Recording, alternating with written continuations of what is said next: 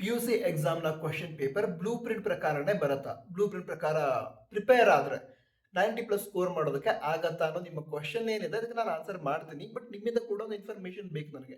ಈಗ preparatory exam ಆಯಿತು, state level preparatory exam. So ಅದರಲ್ಲಿರುವಂತಹ ಕ್ವಶನ್ ಪೇಪರ್ ಬ್ಲೂ ಪ್ರಿಂಟ್ ಪ್ರಕಾರನೇ ಬಂದಿತ್ತಾ ಅಥವಾ ಚೇಂಜ್ ಆಗುತ್ತೆ? ಚೇಂಜ್ ಆಗಿದ್ರು ಕೂಡ ಎಷ್ಟು % ಚೇಂಜ್ ಆಗಿತ್ತು? ಇದನ್ನ ಕಮೆಂಟ್ ಬಾಕ್ಸ್ ತಿಳಿಸಿ. ಸರಿ, ಈಗ ನಿಮ್ಮ ಕ್ವಶನ್ಗೆ ಆನ್ಸರ್ ಹೇಳೋದಾದ್ರೆ ಕ್ವಶನ್ ಪೇಪರ್ನ ಬ್ಲೂ ಪ್ರಿಂಟ್ ಏನಿದೆ ಅದನ್ನ ಇಟ್ಕೊಂಡೆ ಪ್ರಿಪೇರ್ ಮಾಡ್ತಾರೆ. ಅಂದ್ರೆ ಬ್ಲೂ ಪ್ರಿಂಟ್ ಪ್ರಕಾರನೇ ಕ್ವಶನ್ ಪೇಪರ್ನ ಪ್ರಿಪೇರ್ ಮಾಡ್ತಾರೆ. ಅದ್ರ ಜೊತೆಗೇನೆ ಕ್ವಶನ್ ಪೇಪರ್ನ ಪ್ರಿಪೇರ್ ಮಾಡೋರಿಗೆ ಬ್ಲೂ ಪ್ರಿಂಟ್ ಅಲ್ಲಿ ಕೆಲವು ಚೇಂಜಸ್ ಮಾಡೋದಕ್ಕೆ ಅಧಿಕಾರ ಇರುತ್ತೆ. ಹಾಗಾದ್ರೆ ಪೂರ್ತಿ ಬ್ಲೂ ಪ್ರಿಂಟ್ ಅಲ್ಲಿ ಚೇಂಜ್ ಮಾಡ್ಬಿಡ್ತೀನಿ, ಅದಕ್ಕೆ ಅವಕಾಶ ಇರಲ್ಲ.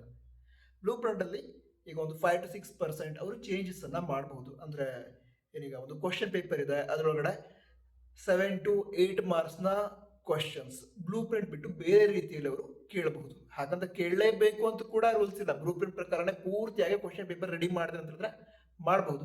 ಅಕಸ್ಮಾತ್ ಚೇಂಜಸ್ ಮಾಡ್ತೀನಿ ಅಂತ ಹೇಳಿದ್ರೆ ಒಂದು 7 to 8 ಮಾರ್ಕ್ಸ್ನ ಕ್ವಶನ್ ಅವರು ಬೇರೆ ರೀತಿಯಲ್ಲಿ ಕೇಳಬಹುದು. ಅದಕ್ಕೋಸ್ಕರ ನೀವು ಚೆನ್ನಾಗಿ ಬ್ಲೂ ಪ್ರಿಂಟ್ ಅನ್ನೇ ರಿಫರ್ ಮಾಡಿ ಓದಿದ್ರು ಕೂಡ ಒಳ್ಳೆ ಸ್ಕೋರ್ ಆಗುತ್ತೆ, 90+ ಸ್ಕೋರ್ ಮಾಡೋದಕ್ಕೆ ಆಗುತ್ತೆ. ಸೊ ನೀವೇನ್ ಮಾಡಿ ಅಂತ ಹೇಳಿದ್ರೆ ಬ್ಲೂ ಪ್ರಿಂಟ್ ಅನ್ನ ರಿಫರ್ ಮಾಡಿ ಚೆನ್ನಾಗಿ ಪ್ರಿಪೇರ್ ಆಗಿ, ಅದ್ರ ಜೊತೆಗೇನೆ ಅದನ್ನು ಬಿಟ್ಟು ಕೂಡ ಬೇರೆ ರೀತಿಯಲ್ಲಿ ಕ್ವಶನ್ ಕೇಳಿದ್ರೆ ಆನ್ಸರ್ ಮಾಡೋದಕ್ಕೆ ಬರಬೇಕು.